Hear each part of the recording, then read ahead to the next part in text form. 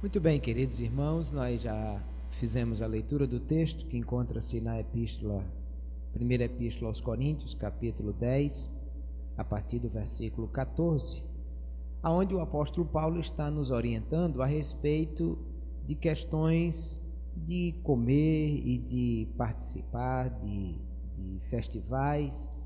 E eu gostaria de, a partir desse texto, aproveitar para nós refletirmos um pouco sobre algo muito próprio dos dias que nós estamos vivendo, que são as festas juninas, aquilo que é tão comum no nosso Nordeste do Brasil, principalmente, de que nesse mês de junho nós temos aí pelo menos 4 grandes festas, associadas a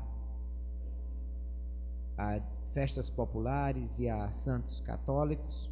No dia 13, a festa de Santo Antônio, dia 24 de São João e dia 29, São Pedro e São Paulo. E nós precisamos entender essas questões para saber até onde nós podemos ir, até onde existe a questão cultural e folclórica e até onde está o aspecto espiritual e bíblico, e do que nós precisamos nos guardar e estar atentos, porque nós vivemos nesse meio. Em todo bairro, em toda quadra, em toda rua tem alguém com uma fogueira, com uma festa, comidas típicas aparecem muito nesse momento, e a grande pergunta é: pode o crente participar destas coisas? Até onde eu devo ir? Então, eu gostaria de meditar sobre isso nesta noite, para nós entendermos orientações bíblicas a respeito dessa questão. O que são as festas juninas? Primeiro, são festas dedicadas a santos católicos. Como já disse, a festa de Santo Antônio, comemorada no dia 13, seria, pelo que registra a história, a data da morte de Santo Antônio de Pádua, que morreu no ano de 1231. Seria essa a data da sua morte. A festa de São João é no dia 24 de junho, e a data de 24 de junho é porque seria 6 meses antes do nascimento de Jesus. De fato, se você abrir a sua Bíblia comigo no Evangelho de Jesus Cristo segundo escreveu Lucas, capítulo 1, nós vamos perceber que João Batista era 6 meses mais novo do que Jesus. Evangelho de Jesus Cristo segundo Lucas, capítulo 1, o versículo 24 diz assim: E depois daqueles dias, Isabel, sua mulher, concebeu, e por 5 meses se ocultou, dizendo: Assim me fez o Senhor nos dias em que atentou em mim, para destruir o meu opróbrio entre os homens. E no 6º mês foi o anjo Gabriel enviado por Deus a uma cidade da Galiléia chamada Nazaré, a uma virgem desposada com um varão cujo nome era José, da casa de Davi, e o nome da virgem era Maria. O que percebemos aqui? O texto diz: Isabel ficou grávida e por 5 meses ela ocultou a sua gravidez. E aí o texto diz: e no 6º mês de quê? No 6º mês de gravidez de Isabel, foi o anjo a Maria, a Nazaré, e anunciou a Maria que ela estava grávida. Logo, Isabel engravidou 6 meses antes de Maria. Então, a ideia de que a data de 24 de junho seria comemorativa de São João o Batista, o filho de Isabel, é que seria então associado a isso aí. Mas na realidade há um grande equívoco, porque de fato Jesus não nasceu em 25 de dezembro. Na realidade o texto é muito claro. Se você volta uma página aí na sua Bíblia, avança uma página na sua Bíblia, você vai ver no capítulo 2 e o versículo 8 do mesmo epístola de Lucas, que diz: havia naquela mesma comarca pastores que estavam no campo e guardavam durante as vigílias da noite o seu rebanho. Quem conhece a geografia da terra de Israel sabe que esse mês de setembro, outubro, ainda é mês muito quente, mas novembro vai esfriando e dezembro já está bem frio. Janeiro é o período de temperatura mais baixa. Esse ano de 2014, em Israel, no mês de janeiro, deu 50 centímetros de neve, que cobriu toda a cidade. Foi problema, inclusive, para eles. E então, isso para a gente perceber que o mês final de dezembro e início de janeiro é tempo muito frio em Israel. E que, consequentemente, não poderia pastores estar no campo e guardar durante as vigílias da noite o seu rebanho. Os pastores estavam no campo no período quente, no máximo até o mês de outubro, não mais depois disso. E eles então recolhiam seus rebanhos, porque imagine um rebanho estar no campo e cair 50 centímetros de neve, matava de frio todo o rebanho. Logo, associar 24 de junho a João Batista em função de ser 6 meses antes do Natal é um equívoco, e então a data está equivocada também. E ainda mais, a ideia que se diz das fogueiras é que a tradição católica diz que Isabel, estando grávida e recebendo a visita de Maria, Maria disse que gostaria de saber quando João nascesse, quando Isabel tivesse o filho, e combinaram então de que acenderiam uma fogueira para avisar uma a outra quando o filho nascesse. Claro que a Bíblia não fala nada sobre isso, nem nos traz qualquer autorização para utilizar fogueiras em função dessa realidade.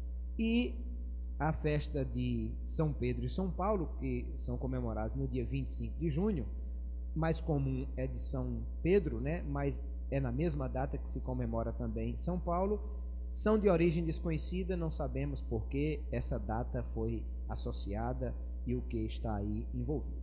Muito bem, é disso que eu estou falando, das festas chamadas juninas ou joaninas, como alguém chama, porque a principal delas é a de São João. E a pergunta que nós devemos fazer é: o que está por trás disso? Qual é a realidade que está associada a essa festa e o que nós precisamos entender?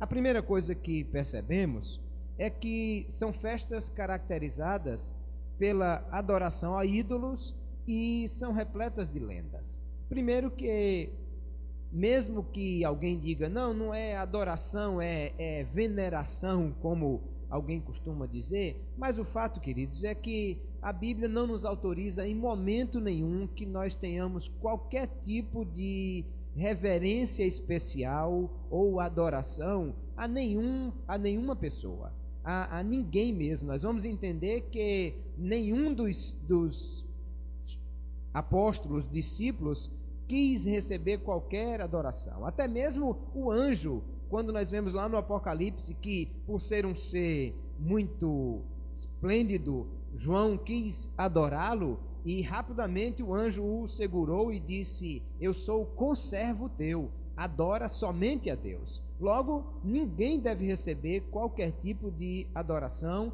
E o que nós vemos nas festas dos santos católicos é que eles estão, é um incentivo à idolatria e à adoração a ídolos, além das muitas crendices, lendas, né, de fogueira acesa para aquilo, ou simpatias feitas para Santo Antônio fazer o casamento. Se não fizer por bem, faz por mal, que às vezes, se ele não fizer por bem, bota ele de cabeça para baixo dentro de um balde com água e coisas desse tipo, como se isso funcionasse ou tivesse qualquer validade. E, na realidade, é uma questão que prende o povo em lendas que não têm nenhum valor em coisa alguma. A segunda questão associada às festas é que elas são acompanhadas de missas, rituais católicos. Quase sempre há uma missa para os santos nessa data e festivais que são organizados em função dessa questão, quermesses, novenas, ou seja, é evidentemente uma festa de caráter católico, que deve ser comemorada então pelos católicos. Nós somos evangélicos, protestantes, e não estamos nem associados a essas questões. Sem contar que as datas, na realidade, foram inventadas. Vocês percebem que nem a data de São João, nem de Pedro e Paulo tem um fundamento. Por que nessa data? É que a Igreja Católica, desde o seu início, fez muita associação com os festivais que ela encontrava. O chamado sincretismo religioso. Aproveita que existe uma festa pagã nesse momento e vamos trazer a festa pagã para dentro da nossa festividade para atrair os pagãos. O que acontecia nesse período entre 21 e 25 de junho é o chamado solstício de verão. No hemisfério norte é o dia mais longo do ano, onde você pode aproveitar melhor o verão, é quando o sol está no seu ápice.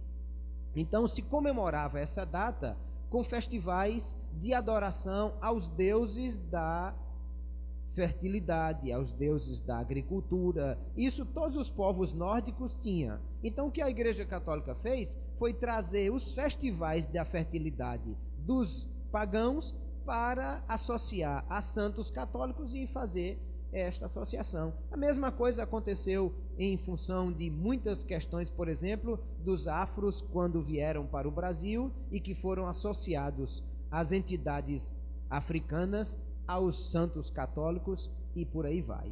É o sincretismo religioso com a ideia de atrair. O grande problema é que isso pode também causar muitos estragos daquilo que é espiritual que está por trás dessas questões. Além disso, muitas crendices e simpatias estão associadas aos santos e isso pode trazer prejuízo na hora que você põe a sua fé nestas coisas, achando que elas podem trazer qualquer benefício, e as festas, na realidade, não têm nenhuma adoração a Deus. Em momento nenhum, alguém olha para uma fogueira ou para coisas associadas às festas juninas e isso nos leva a adorar a Deus. Não há nada aí associado. Logo, a pergunta que nós precisamos fazer é: o que é que poderia estar de prejudicial para o crente? Que tipo de prejuízo pode haver nas festas juninas? O primeiro prejuízo é esse: o incentivo à idolatria, à veneração de imagens e esculturas, que é claramente condenado pela Bíblia Sagrada. Se você abrir comigo a sua Bíblia no Salmo 115, vai perceber que a Bíblia é muito clara quando nos orienta que nós não devemos fazer esse tipo de associação ou de reverência a ninguém. Salmo 115, a partir do versículo 4, ele diz assim: os ídolos deles são prata e ouro, obra das mãos dos homens. Tem boca, mas não falam, tem olhos, mas não veem, tem ouvidos, mas não ouvem, nariz tem, mas não cheiram, tem mãos, mas não apalpam, tem pés, mas não andam, nem som algum sai da sua garganta. Tornem-se semelhante a eles os que o fazem e todos os que neles confiam. Perceba que a Bíblia não só condena a adoração ou mesmo a veneração aos ídolos, como até condena que você ponha neles a sua confiança, que você faça qualquer tipo de promessa ou qualquer tipo de associação a alguma coisa que você possa esperar e pôr no santo a sua confiança. Ele disse: torne semelhante a ele os que os fazem e todos os que neles confiam. E aí é que está um grande problema espiritual que aí está associado. A outra questão é que na hora que se põe qualquer tipo de santo, ídolo ou qualquer outra coisa como mediador diante de Deus, nós temos uma distorção da verdade bíblica. Primeira epístola a Timóteo, capítulo 2, e o versículo 5, o apóstolo Paulo facilmente nos aponta qual é o grande equívoco que está aí. Primeira epístola de Timóteo, capítulo 2, versículo 5, ele diz assim: porque há um só Deus e um só mediador entre Deus e os homens, Jesus Cristo, homem. Qual é o único que pode nos mediar entre Deus e o homem? Jesus Cristo, que se fez homem para, como homem, se colocar no lugar de cada um de nós, assumir a culpa que era nossa, então ser mediador entre Deus e os homens. Aí alguém, de maneira equivocada, diz assim: peça à mãe que o filho atende. É como se está difícil falar com o filho, vai que o filho está ocupado, então você fala com a mãe, e qual é o filho que vai negar um favor à sua mãe? Ou a avó, né? Porque vai que não consegue falar com Maria também, vai direto a Santana, né? Que é a mãe de Maria, e aí alguma coisa desse tipo. Mas na realidade, queridos, isso é um equívoco. Por quê? O que é que a Bíblia nos ensina? Eu e você, todos nós que temos Jesus como nosso Salvador, nós nos tornamos filhos de Deus. E uma vez que nos tornamos filhos de Deus, nós temos acesso direto ao Pai. Quem nos dá esse acesso direto ao Pai? O próprio Jesus Cristo, que nos comprou e nos fez filhos de Deus. Se eu posso falar direto com o Pai, por que eu preciso de mais alguém para mediar essa conversa?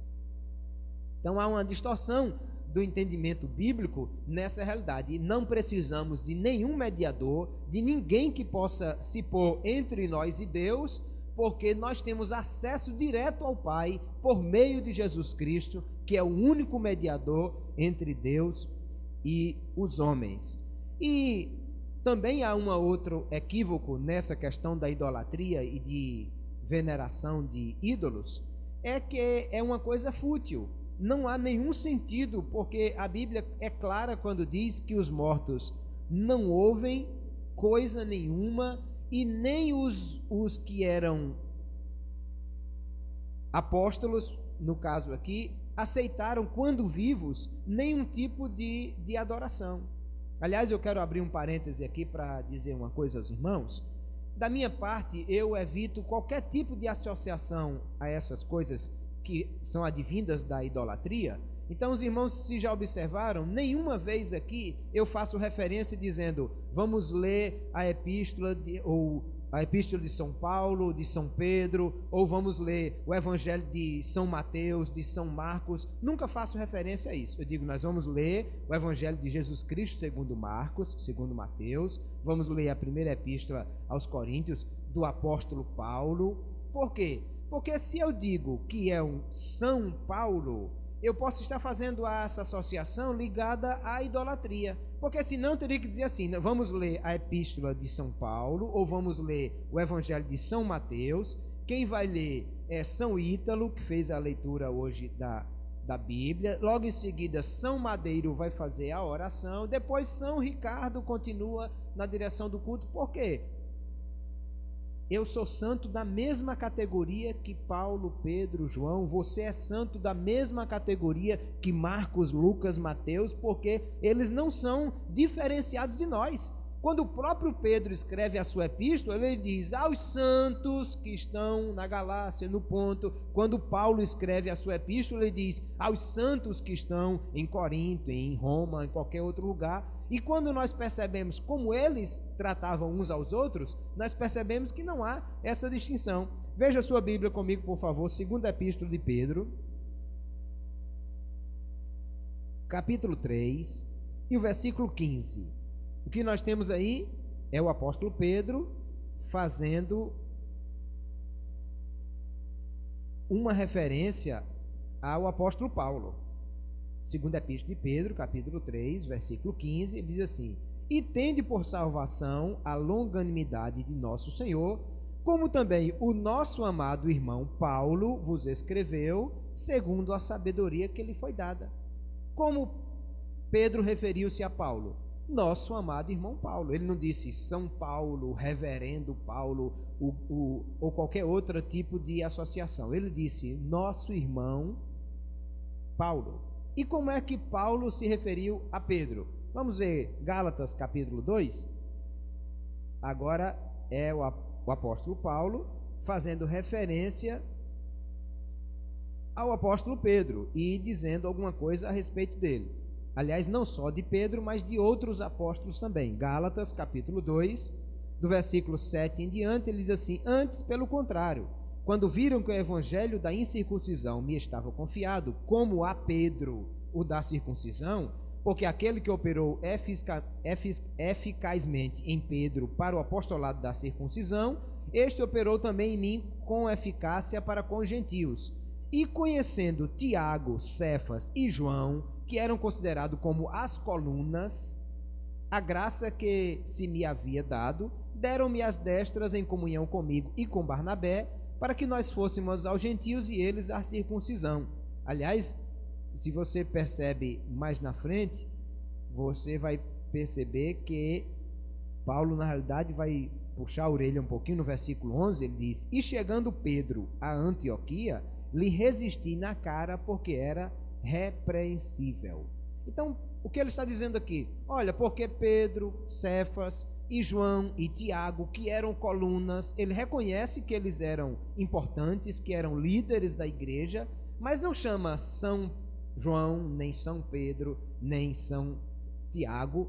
Ele faz referência a ele como pessoas normais e comuns. Se a gente quer dar maior honra a eles, o máximo que a gente pode fazer é apóstolo Paulo, o apóstolo Pedro, o apóstolo Tiago e referências desse tipo. Mas eu nunca faço referências como São Pedro, São Paulo, São João, porque é uma referência advinda, na realidade, da idolatria. Logo, o que é que nós vamos perceber? Volte lá, fecha o parênteses. Atos dos Apóstolos, capítulo 14. Nós vamos ver como foi que São Paulo, aqui o apóstolo Paulo, recebe esse tipo de adoração.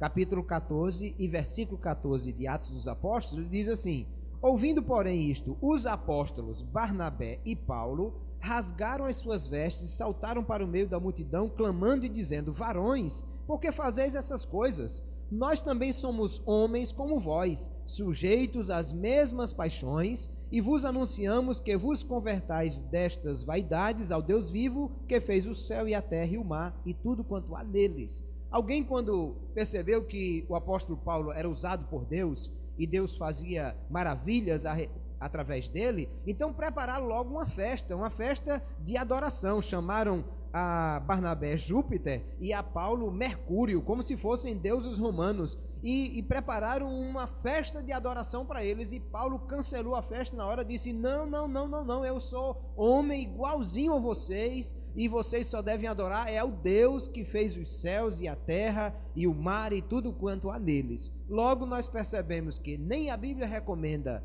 que devamos adorar a qualquer homem, nem eles aceitaram qualquer tipo de adoração, nem nenhuma outra reverência ou veneração a essas coisas, e nós devemos então ter cuidados nisso. As festas juninas, se nos levam a pensar em questões de idolatria, na realidade são perigosas nesse aspecto, além de, na maioria dos casos, o incentivo à bebedeira, a danças, festejos mundanos. Às vezes até se faz a missa, a quermesse, a novena, mas o forró já está esperando do lado de fora, e o litro de cachaça para depois da missa já entrar na festa e, como se diz lá, pegar o sol com a mão, né? Logo, nós devemos ter cuidado com essas questões. A pergunta, então, que se faz é: o crente deve participar disso? Deve participar de arraiais, de festas juninas, na rua, e se for na empresa, e se for na escola, e se for no meu condomínio, e se for na minha casa? Como é que fica essa questão? Pastor, eu posso pular a fogueira? E se eu cair dentro da fogueira? Não, essa parte não tinha, né? Bom, Posso participar disso? Não posso participar. O que é que nós vamos buscar como orientação de Deus para nós? A Bíblia Sagrada. Nós acabamos de ler, primeira epístola aos Coríntios, capítulo 10, onde o apóstolo Paulo está nos dando orientações a respeito disso. Do que o Paulo estava falando? De São João de São Pedro? Não. Paulo estava falando de idolatria da sua época. Paulo estava falando daquilo que era levado aos templos dos gentios, aos templos de Corinto, aos templos dos deuses romanos e gregos. Mas a referência é a mesma. Muda só o nome do santo, mas a idolatria é a mesma. Logo, o que o apóstolo Paulo nos ensina na sua primeira epístola aos Coríntios, capítulo 10, serve para nós entendermos se for uma festa do Brasil ou se for uma festa da Grécia ou de qualquer outro lugar, porque a Bíblia e a doutrina bíblica é universal e é atemporal também. O que é que nós lemos aqui na primeira epístola aos Coríntios, capítulo 10? Pelo menos aí 5 princípios que nós precisamos entender sobre como observar essas questões. O primeiro princípio, ou o primeiro aspecto, é o aspecto da comunhão. O que é que o apóstolo Paulo está dizendo? Ele diz, olha, quem come do cálice do Senhor, quem senta na mesa do Senhor, está em comunhão com o Senhor da mesa. Não é assim na Santa Ceia? Nós dizemos, só pode participar da Santa Ceia os crentes que estão em comunhão. Porque quem se assenta na mesa do Senhor está em comunhão com a mesa do Senhor e com o Senhor da mesa. Logo, o apóstolo Paulo está dizendo, quem se assenta na mesa da idolatria está em comunhão com a idolatria. Perceba que o texto é muito claro, ele disse que os que comem dos sacrifícios são participantes do altar. Então, quem senta na mesa dos ídolos participa daquilo que é sacrificado aos ídolos e está em comunhão com eles. Primeiro aspecto, então, a percebermos é o aspecto da comunhão.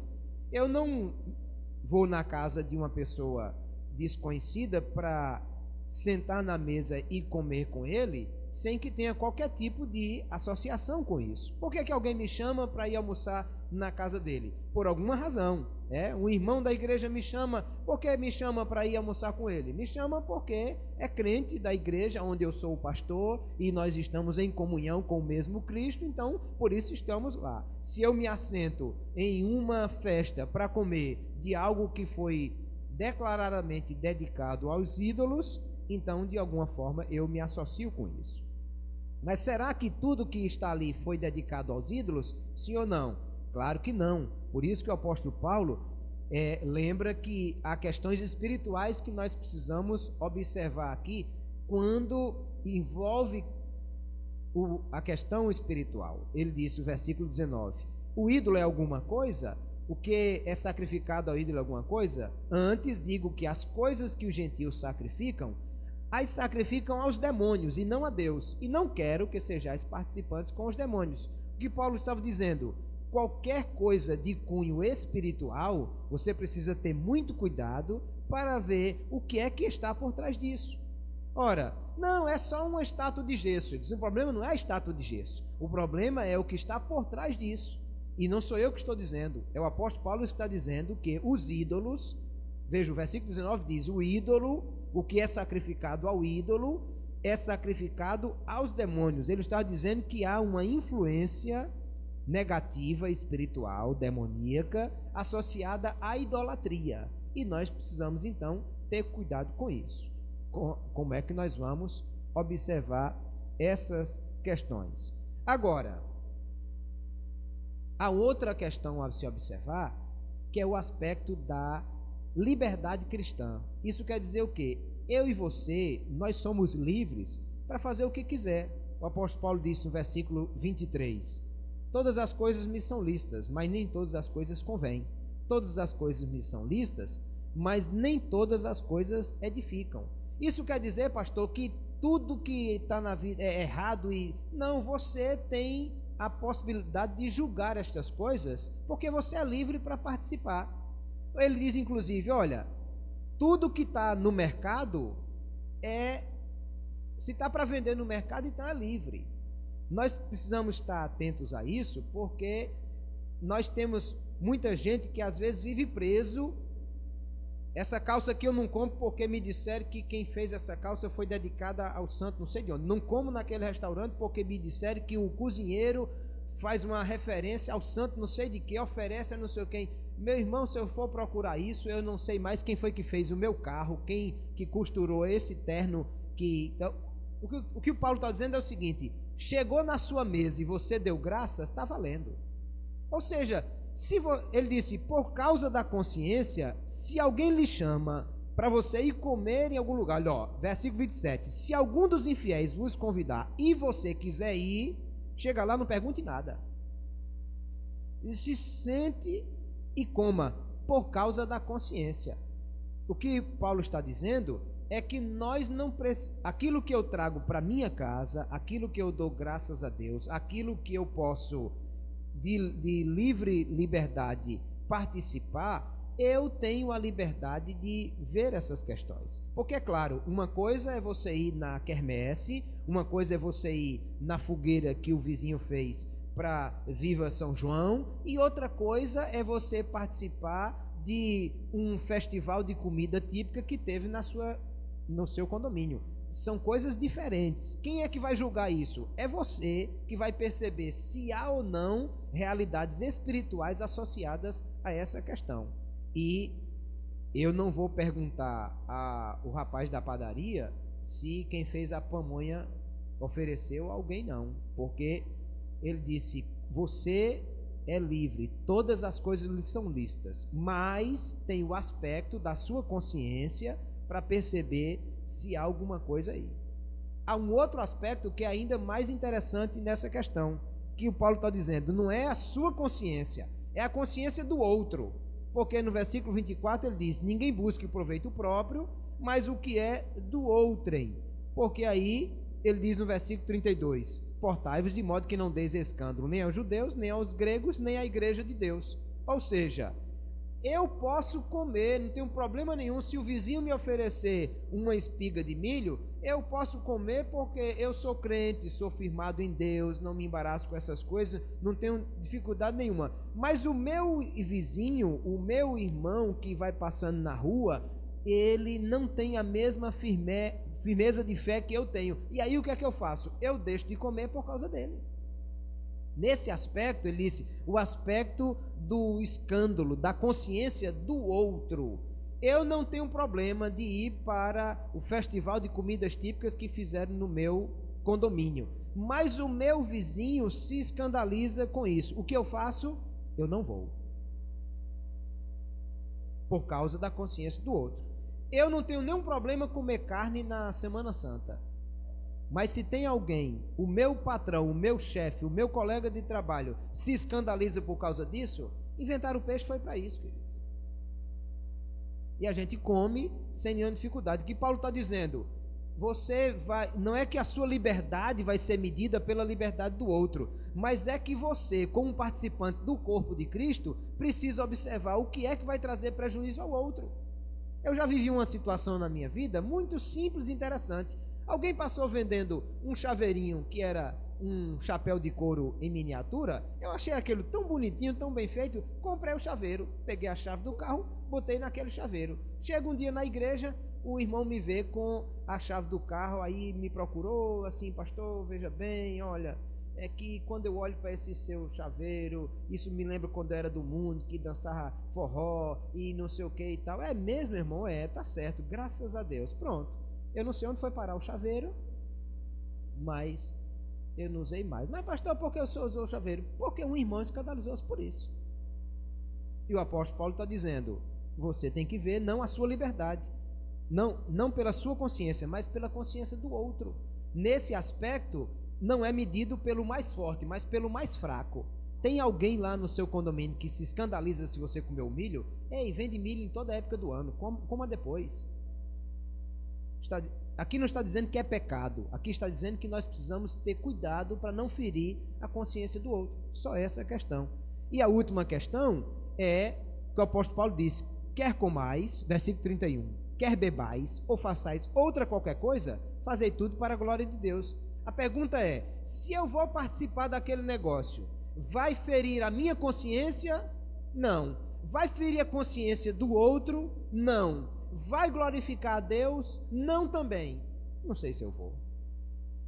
Por isso que ele disse: veja se você não vai fazer escândalo nem aos gentios, nem aos judeus, nem aos gregos, nem à igreja de Deus. Você faz parte do corpo. E a Bíblia está dizendo: tudo que você faz, faça para a glória de Deus. Agora, chegando lá, é uma oportunidade que eu vou ter de falar para aquele povo que Jesus é bom, que isso, aquilo, outro, tal, tal. De alguma maneira Deus vai ser glorificado nisso aí, não vai ter nenhum problema, nem para você, nem para a sua consciência, nem para a consciência de ninguém. Você participar do festival de comidas típicas lá da sua empresa, vá. Isso não vai lhe matar, nem você vai ser uma pessoa menos crente por causa disso. Agora, perceba quais as questões que podem estar associadas a isso. Porque aí a grande pergunta é: pastor, então eu posso comer aquilo que está associado às comidas típicas, né, chamadas comidas juninas? Ora, primeiro o apóstolo Paulo está dizendo o aspecto da consciência. É o quê? Não, estavam vendendo lá na quermesse. Bom, eu não como.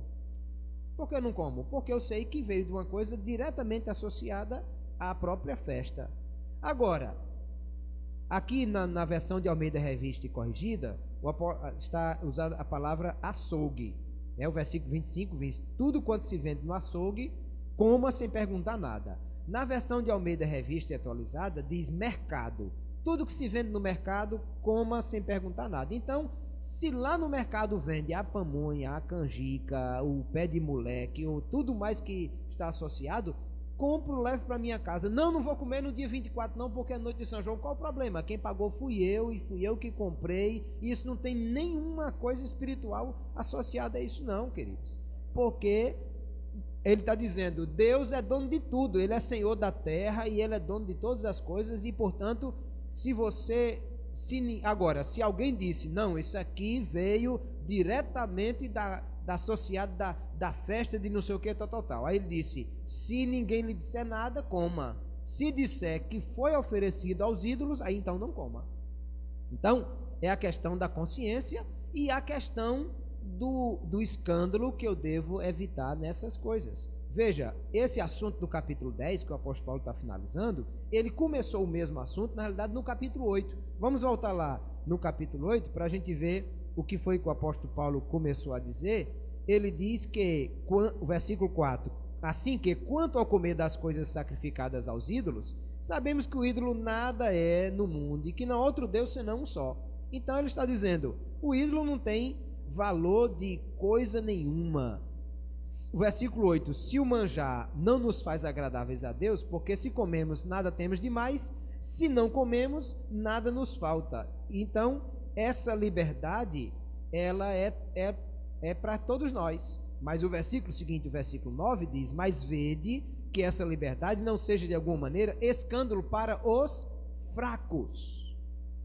Porque se alguém te vir a ti que tem ciência, sentado à mesa dos templos, não será a consciência do que é fraco induzido a comer das coisas sacrificadas aos ídolos?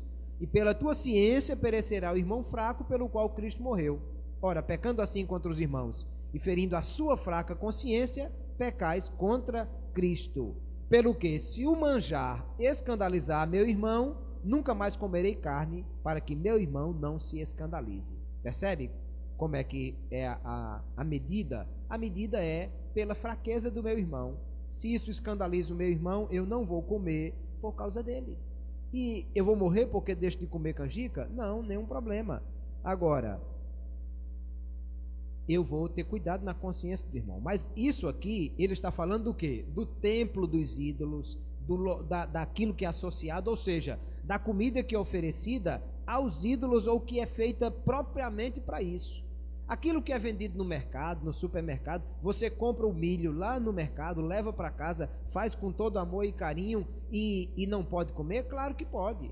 Pastor, se eu fizer um festival de comidas típicas na minha casa, é pecado? Se não convidar o pastor, é pecado. Agora, se convidar, não tem problema. Entendeu? Não, queridos, não é pecado você comprar o seu milho, levar para sua casa, fazer, ou comprar pronto no supermercado, ou na padaria, ou que alguém da sua família fez e lhe deu, vou jogar no lixo porque isso aqui é coisa de São João. Não há nenhum problema com relação a isso. O que Paulo está dizendo é aquilo que é feito especificamente, ele disse aqui, no templo dos ídolos, né? Ou seja, aquilo que é oferecido especificamente aos ídolos. Mas aquilo que você faz na sua casa, ou aquilo que o seu pai faz, a sua irmã faz, não, isso não tem nenhum problema e nós não vamos morrer por causa disso, desde que não tenha nenhuma associação direta a essa coisa. Nem o que é vendido no mercado, diz o apóstolo Paulo, nem o que você faz na sua casa. Logo, o que nós temos que ter aí é o cuidado e o equilíbrio para sermos crentes equilibrados. Não vou demonizar tudo que há. Se eu vi que é de milho e coco, já é do demônio, não pode acontecer isso. E nem também da gente achar que tudo é normal e a gente pode participar de tudo. Perceba o que é idolatria e o que é aquilo que é simplesmente a comida típica. Então, com essa liberdade cristã que eu tenho, eu vou olhar também a questão do escândalo. Isso traz problema ao meu irmão? Não traz problema? Então, Paulo diz assim: tudo é lícito, mas nem tudo convém. Tudo é lícito, mas nem tudo edifica. Você, como crente, pode participar de qualquer coisa que você quiser, desde que não fira a sua fé, não fira a fé do outro e glorifique a Deus. Não trazendo escândalo nem para judeus, nem para gentios, nem para a igreja de Deus. Aí está a liberdade. Quem é que vai julgar tudo isso, pastor? Você que é crente, tem o Espírito de Deus que mora em você e tem a Bíblia Sagrada para consultar. Entende, queridos? Nós precisamos viver com essa liberdade cristã. Eu vou perguntar ao pastor se aquela sandália que tem uma letra assim, o assado, se pode, se aquela calça... Esqueça disso, senão a gente não vai viver. Eu sei nem que foi que fez aquilo que a gente usa na igreja. Quem foi que montou esse microfone? Para que santo ele estava rezando na hora que ele montou esse microfone? Eu vou me preocupar com isso? Não. Na hora que eu trago aqui, Senhor, é para ti que eu estou oferecendo, pronto, está santificado. Entende, queridos? Essa coisa é que nós precisamos ter a nossa liberdade cristã baseada naquilo que é uma fé viva e eficaz. Ao mesmo tempo que devemos evitar as questões que são prejudiciais. Pode uma igreja fazer o arraiá de Cristo, outros faz São João com Cristo e tal. Eu não acho que seja válido por uma simples razão.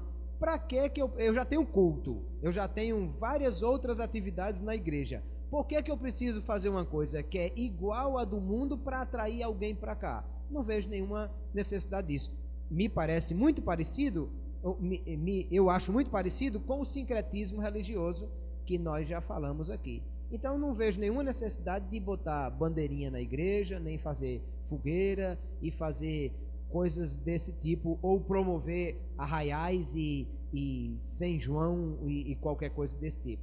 Mas não há nenhum problema que você faça a comida, que participe daquilo que é a época propícia para se encontrar o milho verde e as coisas boas que nós temos, sem que isso tenha qualquer referência à veneração de ídolos ou qualquer coisa desse tipo. Amém, queridos? Que Deus nos ajude, que Deus nos abençoe a nós sermos crentes equilibrados e que possamos glorificar a Deus em todas as coisas que nós fazemos, e em tudo isso nós temos uma consciência cristã sadia e ao mesmo tempo baseada na palavra de Deus. Que Deus nos abençoe.